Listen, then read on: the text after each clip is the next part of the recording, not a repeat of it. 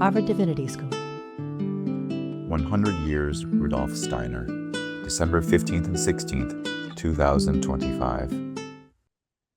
Our last presentation for this panel will be Ashmita Khasnabish, who is a lecturer at Lasell University and a co-investigator at Regent Park's College, Oxford University. She'll be presenting on Steiner and Sri Aurobindo on spiritual evolution and philosophy.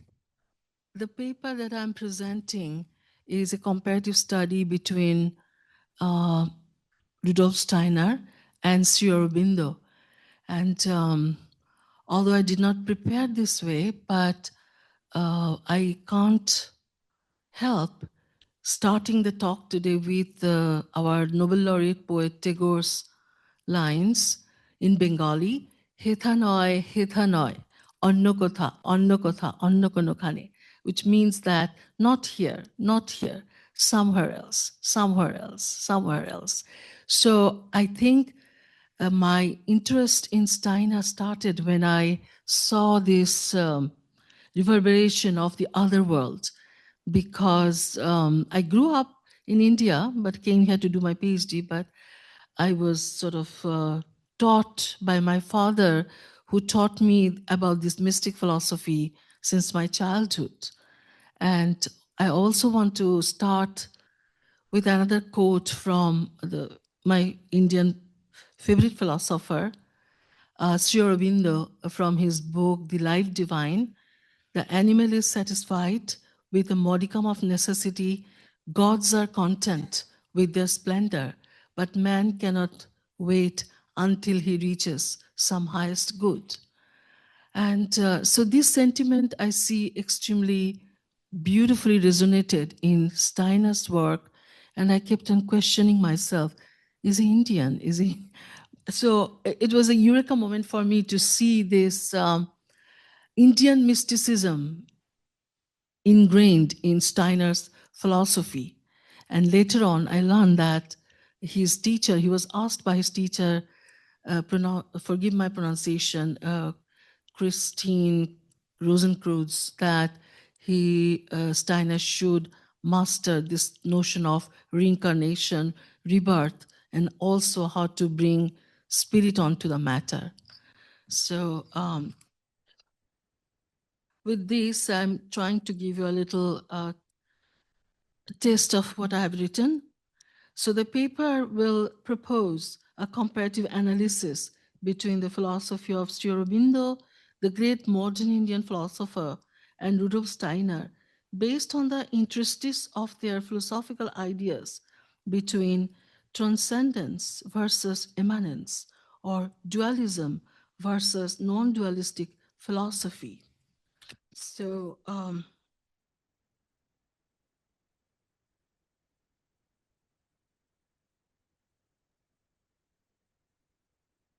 Sri Aurobindo describes it almost like a psychoanalytic process in the life divine. The mind has to go up through higher mind, illumined mind, intuition, and overmind to the supermind level of consciousness to reach supermind through ego-transcendence. Once that is achieved, what is called ascent, one has to bring it down to the body, and this is called descent. Once the ascent and the descent occur concurrently, the goal of the supramental consciousness is achieved. Let me offer a quote here from my monograph, Jouissance as Ananda, Indian Philosophy, Feminist Theory and Literature. Therefore, quote, what is needed is the journey from mind to the supermind consciousness.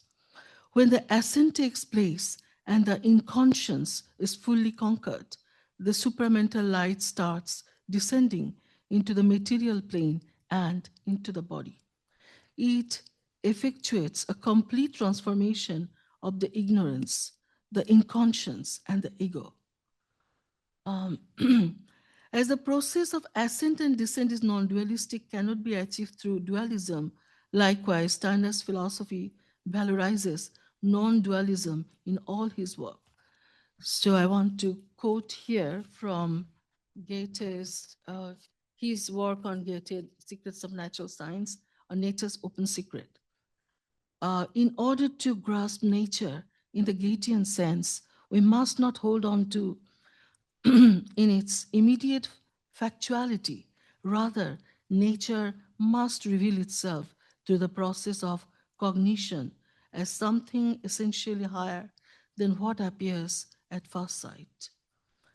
So, the next section brings in Rudolf Steiner, Immanuel Kant, and Sri Aurobindo.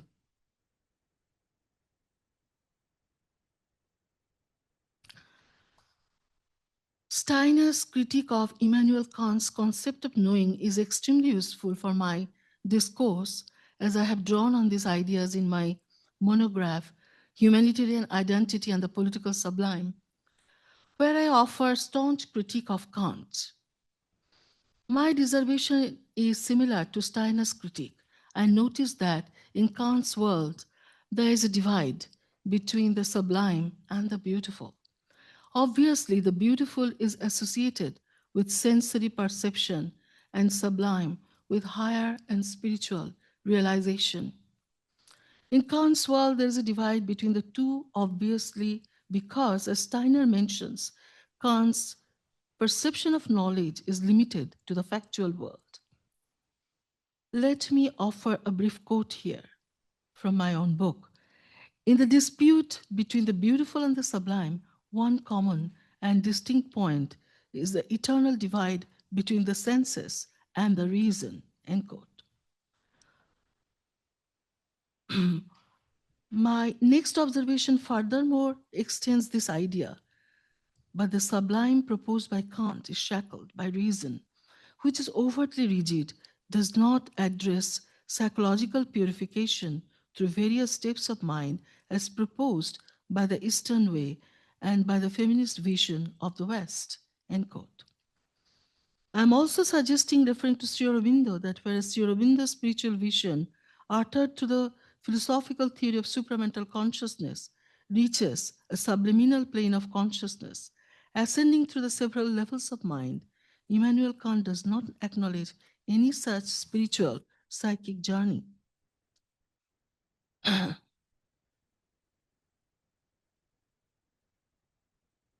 Steiner valorizes as it acknowledges the world of spirit. Steiner emphatically observes the recognition of facts, a series of facts, something that for Kant we can already call knowledge, is not yet knowing in greatest sense. Kant cannot unite the beautiful and the sublime. And it is fully addressed by Sri Aurobindo, Steiner, and myself. Next section called Sri Aurobindo and Rudolf Steiner on spiritual consciousness.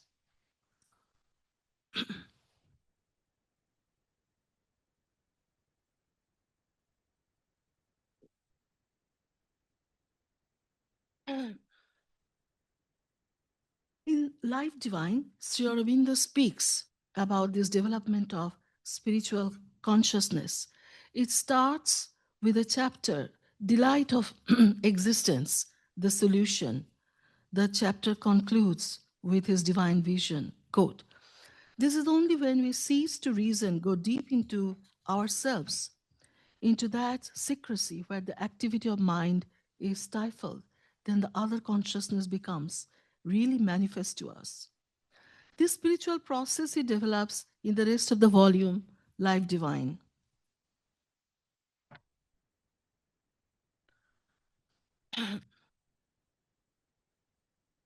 He is explaining Maya as the triple vibration of pleasure, pain, and indifference. But one has to go beyond the play of the ego or Maya and attain the bliss or Ananda. I want to refer here to the chapter Jouissance as Ananda Bliss from Jouissance as Ananda, Indian Philosophy, Feminist Theory and Literature, where I explicate Ananda or bliss attained through the dissolution of the ego by ascending from mind to the supermind level of consciousness. Sri Aurobindo differentiates between two different kinds of Maya. One is mental Maya and one is Maya of the divine. One has to conquer mental Maya with the divine Maya of the infinite, which is beyond reason. It is very interesting to encounter his viewpoint in the same chapter that when we are only ruled by appearances, this something beyond stays imperceptible. There's something beyond and behind, it, yet always immanent, can only be an inference or a presence vaguely felt. So there is a sloka in Upanishad. It says, Hiranmayana patrena satyasya opihitam mukham tattang apabrinu satyadharmaya drishtaya. So it's again, as I started my talk, talking about this world beyond, behind the veil. And this sloka also says that that the face of truth is covered by a golden lead, and you have to unveil it to see the face of truth. One more observation is that when he conveys that reason is only passenger and not the supreme signified, but a representation of a greater consciousness behind. It is at this point that I want to bring in the discussion of Steiner in the context of his book, Higher Knowledge, Imagination, Inspiration, Intuition. What Steiner explains and enunciates as imagination is identical with what Sri Aurobindo delineates as higher mind or illumined mind. Let us look at in more details. Sri Aurobindo, in his chapter called Ascent towards Supermind, explains this process very clearly. Higher mind is obviously a category higher than the simple mind, which navigates through our mundane world. But another level higher is the illumined mind, illuminated by a higher level of spiritual consciousness. The higher mind is capable of spiritual consciousness, but still cannot block all the obstacles faced by Gnostic being. It can make certain modification and facilitate the access to the illumined mind, which works primarily by vision. So it seems that illumined mind, which is only one step higher, has a greater impetus and energy and is compared to vision and not thought, and as such different from intellectual infinity, could be called, in his term, spiritual infinity. It is, in a way, similar to the esoteric science steps offered by Steiner. In Steiner's philosophy, what he calls would be contained through imagination seems identical with the functioning of the higher mind and illumined mind. So, so this is the gradation he gives us: material knowledge, imaginative knowledge, inspirational knowledge, which may also be called of the nature of, well, intuitive knowledge, my most favorite category, from his book, Higher Knowledge, Imagination, Inspiration, Intuition.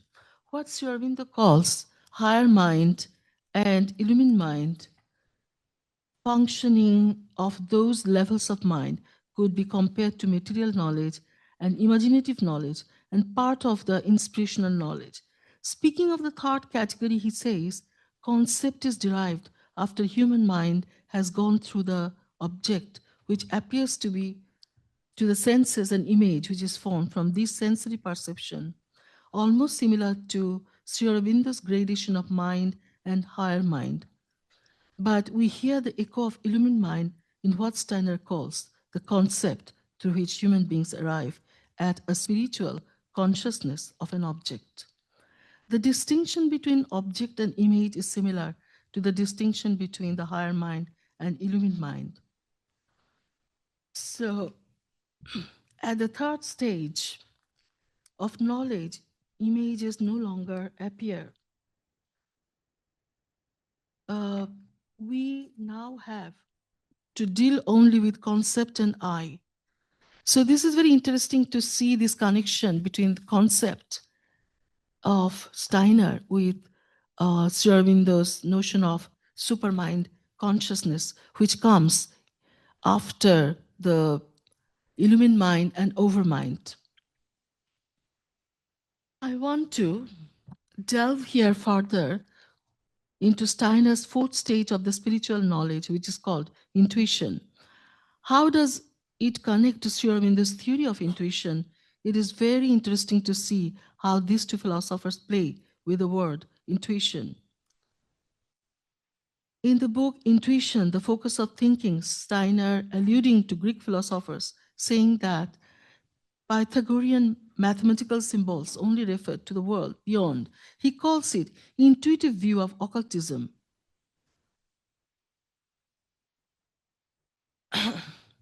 It is utter self-realization or the achieving of Sri Aurobindo's supramental level of consciousness. So intuition is identical with Sri Aurobindo's supramental level of consciousness, although Steiner has 4 steps in categorization of consciousness from lower to the higher, and Sri Aurobindo has 6 steps. It is utter self-realization or the achieving of Sri Aurobindo's supramental level of consciousness, which could be achieved through ego-transcendence. Steiner's philosophy is very close to Sri Aurobindo's theory of supramental theory of consciousness. So, looking at the time, so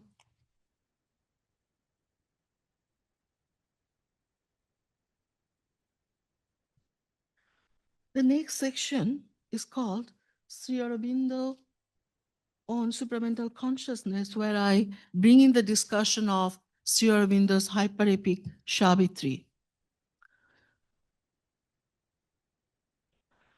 I want to bring in here Sri Aurobindo's hyper-epic Savitri, where the battle between matter and spirit, or the connection between the plane of mind and supramental consciousness, is shown symbolically through the debate of 2 characters. Yama, the god of death, and Savitri, the divine princess, in Sri Aurobindo calls her, battles psychically with the god of death to strive to bring back Satyavan, her husband, from the clutch of death. Death here signifies a low level of consciousness, or what Sri Aurobindo calls inconscience. MacDormand discusses this transformational aspect of Sri Aurobindo's work as a transformation, as Sri Aurobindo Ghosh becomes Sri Aurobindo.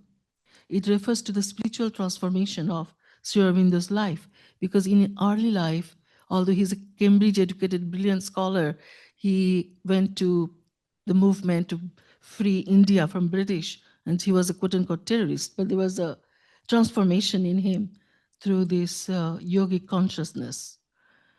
When he changes his name from Sri Aurobindo Ghosh to Sri Aurobindo, and MacDermott refers to that very nicely. As Sri Aurobindo shows that vital mind could be conquered by the psychic mind or supermind, as Savitri strives to do, similar to what Steiner shows how in esoteric science one needs to go to the intuition or intuitive level of consciousness beyond imagination to achieve I, or the pinnacle of self-realization.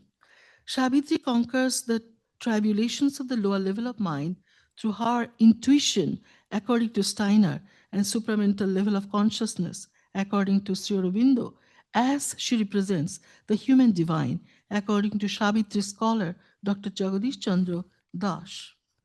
Once my heart has chosen, chooses not again. Death's grip can break our bodies, but not our souls. If death take him, I too know how to die. Let fate do with me what she will or can. I'm stronger than death, greater than my fate. My love shall outlast the world. Doom falls from me. Fate's law may change, but not my spirit's will. It reminds me of Steiner's view on Devachan beyond the astral body, where, in the plane of Devachan, the spirit speaks. Savitri defeats death by invoking the world of Devachan.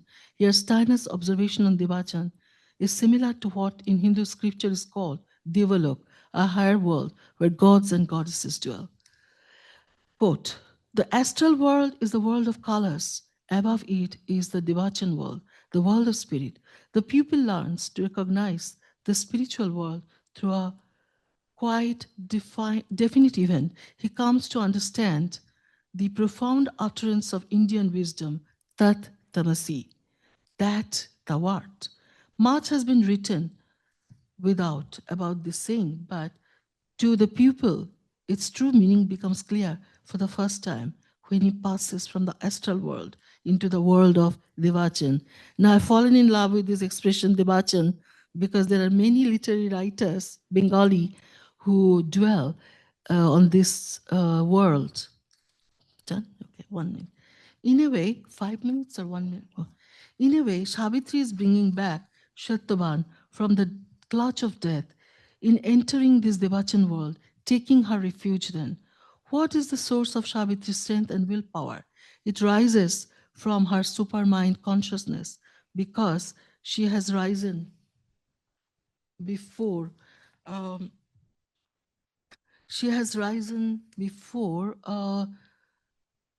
the inconscience through ascending different spheres of mind, from illumined mind, overmind, and intuition to the peak of supermind consciousness. This is the source of her strength, and she can raise her voice against the injustice and ignorance and inconscience of the world. That is not the end. There is the process of spiritual mind of descent involved in the psychic mechanism in which the spiritual consciousness travels back to the body and mundane level of consciousness. Savitri strove and succeeded to come to the level of corporeal consciousness and rescue Shatyavan from Yama, the god of death. This is similar to Steiner's philosophy of reading the consciousness of the I or the soul, very similar to the Steiner comments in his book Intuition. We already bear within us a part of the cosmos, but with our ordinary awareness, we do not know this. By rising through imagination, inspiration, intuition, right up to spiritual knowing, our inner experience in the soul becomes more and more sublime. I want to, yes, in this quote where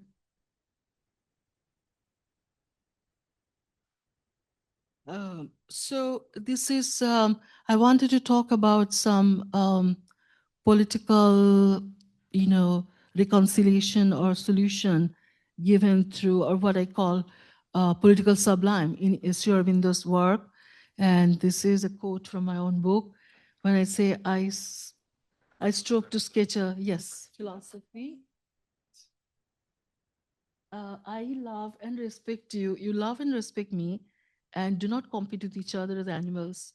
We truly become ontological and nationally, internationally as well. We become truly global. Thank you. Sponsored by the Program for the Evolution of Spirituality. Copyright 2023, the President and Fellows of Harvard College.